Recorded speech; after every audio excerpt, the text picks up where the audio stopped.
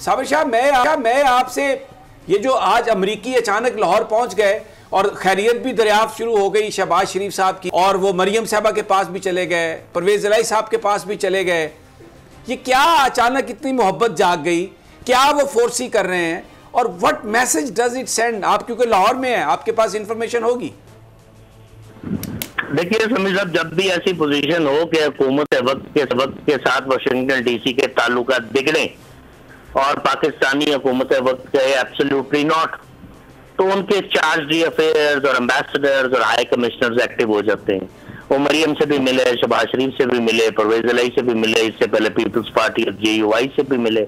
ये symbolic meetings होती हैं। अब उनकी राय मालूम करेंगे। और जरदारी साहब और मरियम और उनके वालिद के मुकदमात बहुत ही अहम उसमें जंक्शंस में दाखिल हो चुके हैं। अब बात यह है कि पाकिस्तान के अदालती निजाम का हाल तो ये कि नवाज शरीफ को पहली दफा थोड़ी डिस्क्वालीफाई हुए हैं, उनको तो उम्र कैद भी हो गई थी, फिर तीसरी दफा वजीर आजम भी बन गया, इनमें तब्दीली भी हो गई। तो ये बताना होता है कि जी we are keeping an eye on it, और हुकूमत के दुश्मनों से मिल रहे हैं। पाकिस्तान में ऑपोजिशन नहीं होती, दुश्मनी होती है पॉलिटिक्स में। फिर ऊपर से आपने मसला खड़ा कर दिया, हुकूमत के स्पोक्स पर्सन की नाअहली हो गई, या समझ लीजिए कि प्रेस रिलीज इशू कर बैठी। इन्हें समझ ही नहीं आती बातों की। इनके बदतरीन दुश्मन फर्ज कीजिए नवाज शरीफ साहब है, और फौज के भी बड़े मुखालिफ हैं। आज से ठीक 86 महीने पहले 86 मंथ्स अगो 14 अगस्त 2014 को उनकी नींदें उड़ गई थी, जो आज तक उड़ी हुई है। 66 दिन पहले पैनामा पेपर्स आए, जो छोटी मोटी थोड़ी बहुत थी वो भी उड़ गई। And now Nawaz Sharif is smiling on a side enclosure. अभी तक नोटिफिकेशन इश्यू नहीं हुआ, प्रोसीजरल इशू है। It was a procedural issue, it is no longer a procedural issue, it is a clash of egos. आप 25वें DGI की तकरीरी के ऊपर इस तरह गंद डाल रहे हैं, और हुकूमत के मुखालफिन ये कह रहे हैं कि अगर जनरल नदीम ही DGI आते हैं तो फिर then Imran Khan will be biting the dust. ये है क्लैश ऑफ ईगोस। अगर कोई दूसरा आता है तो क्या फौज उसे कबूल करेगी? कोई दूसरे नाम को ये नॉमिनेट करेगी? एक सवाल है इसमें शाह साहब, एक सवाल है कि फौज के जो मामलात हैं, जो अपॉइंटमेंट्स हैं, वो तो आर्मी चीफ तय करेंगे ना कि किसने कहाँ कोर कमांडर लगना है। अगर और उनकी मर्जी वो किसको किसी शोबे में भेजें, किसको किसी शोबे में वापस बुलाएं, इस पर तो कोई एम्बिग्विटी नहीं है, इट इज डिसाइडेड। तो अब ये कौन सा तकनीकी मामला दूर करने की कोशिश कर रहे हैं? और मेरा सवाल आपसे ये है कि ये जो इस वक्त बैरूनी दुनिया के लोग हरकत में आ गए हैं, तो ये वाशिंगटन में भी जब मैं था, अनवर इकबाल से मेरी बात हुई, वहां पर कुछ अमेरिकन से भी बात हुई, तो दे वर वेरी मच कंसर्न कि ये किस तरफ जा रहा है। क्योंकि ये जो मामला है, माजी में भी ऐसी सिचुएशन बनी और पाकिस्तान के दुश्मनों को इसका फायदा हुआ। हमारी जो ISI है, मैं इससे पहले भी अर्ज किया, जो कामयाबियां हासिल की हैं इस खित्ते में, पहली दफा पाकिस्तान ने अमर्ज किया इस तरीके से कि वो एक यानी गेम ब्रोकर बन गया पाकिस्तान। रशियन इंटेलिजेंस चीफ यहां पर आए, चाइनीज इंटेलिजेंस चीफ यहां पर आए, 7 मुल्कों के इंटेलिजेंस चीफ यहां पर आए, ISI की जो खिदमात है उनको तस्लीम किया गया, और ऊपर से वज़ीर आज़म साहब ने वो सब कुछ स्टिग्मेटाइज कर दिया। साबिर शाह, देखिए साबिर साहब, बात ये है कि आप कह रहे हैं वो कंसर्न है, वो तो जनाब आंसर है कि आपके यहाँ ये गंद पड़ा हुआ है, आपने तालिबान को सपोर्ट किया। उन्हें ये मालूम नहीं ना, तालिबान अपने बाप के भी नहीं है। वो तो PIA को भी ऑपरेशन बंद करने की धमकी दे सकते हैं कि किराए काम करो। वो तो PIA के स्टेशन मैनेजर को गन पॉइंट पे रख के ये कह सकते हैं कि किराए काम करो और तुमने मदद की हमारे लोगों के इनखिलाफ में। वो तो अपने बाप के नहीं, वो तो अपना रंग दिखाएंगे। CPEC जो है कई जगह पे बंद हुआ है, कई जगह उसकी पेस स्लो है, वो नहीं चाहते CPEC चले। इंडिया की बुरी तरह शिकस्त हुई है अफगानिस्तान के अंदर। डॉलर उनका जो है वो जाया हो गया है, 15-16 उनके कौंसल खाने बंद हुए हैं, इनके रॉ के जो टेरर कैंप्स हैं वो डिसमेंटल हुए हैं। तो कॉस्ट बढ़ गई है ना जी अफगानिस्तान में प्रॉक्सी वॉर लड़ने की।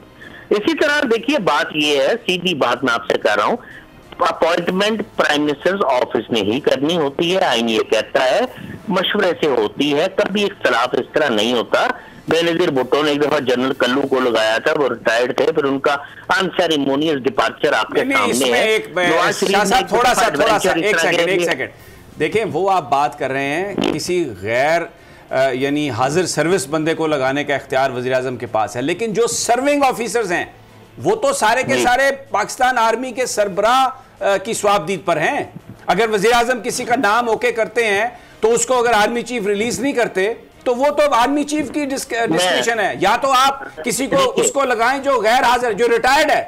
सर्विंग ऑफिसर तो आर्मी चीफ की मर्जी के बगैर नहीं जा सकता। शाह साहब, मैं अर्ज कर रहा हूं समी साहब कि माजी का जनरल कल्लू वाला तजुर्बा आपने देख लिया, प्राइम मिनिस्टर का इख्तियार था, उसको नहीं तस्लीम किया गया।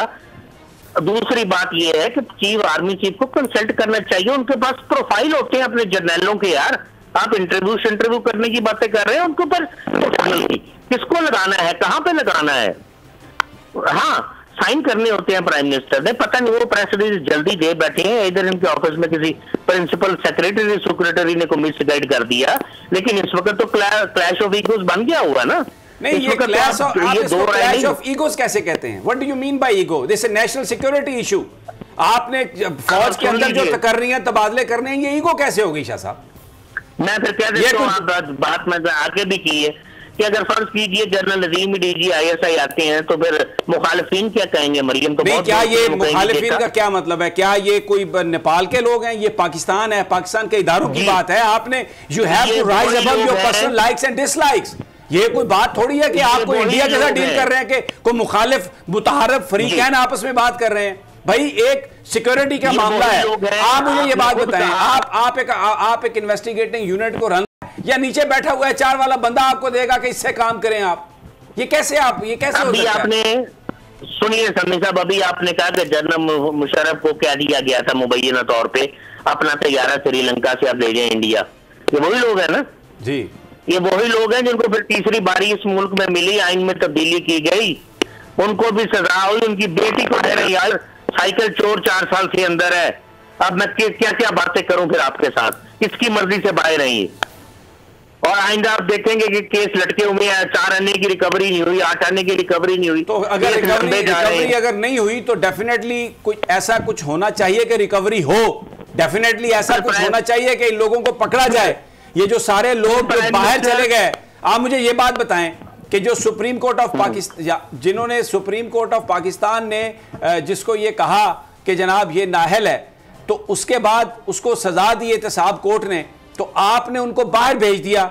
और आप ये कहते हैं कि जी वो तो श्री मजारी भी रो रही थी। आप मुझे बताएं ना, पंजाब हुकूमत के डॉक्टर्सों ने सब कुछ दिया ना, तो किसी के खिलाफ कोई कार्रवाई हुई? कोई उसकी इन्वेस्टिगेशन हुई? अब अगर हम एक कंस्पिरेसी थ्योरी में आके, तो फिर बहुत सारी बातें हो सकती हैं कि जी फैसले वहां किसने रोका उनको? आप मुझे बताएं ना, किसी के खिलाफ कार्रवाई हुई? पंजाब में किसी के खिलाफ कार्रवाई हुई? करनी है वजीर आजम साहब करें ना, शामिल थे। वजीर आजम साहब कहते हैं, एक सेकंड, वजीर आजम साहब कहते हैं मैं कोई रबड़ स्टैंप नहीं हूं, मैं डमी नहीं हूं, मैं असल हूं वजीर आजम। तो भाई जिन्होंने नवाज शरीफ को बाहर भिजवाया उनको पकड़े, क्यों नहीं पकड़ा आपने? पंजाब सर्विसेज हॉस्पिटल कहां पे है? क्या वो किसी डिफेंस में है? क्या वो CMH में है? क्या वो ISI रन करती है? सर्विसेज हॉस्पिटल के जो डॉक्टर हैं जिन्होंने रिपोर्टें बनाई, जो पंजाब का हेल्थ डिपार्टमेंट है, किसी के खिलाफ कोई इन्वेस्टिगेशन हुई? हम उस डॉक्टर का इंटरव्यू देखते रहे मुख्तलिफ चैनल्स पर, जो बेचारा भाग गया अपनी जान के खतरे से, जिसने कहा कि ये टेस्ट सारे फेक हैं। तो फिर कोई इन्वेस्टिगेशन तो हुई नहीं। सब्सक्राइब करें और बेल दबाएं ताकि कोई खबर रह न जाए।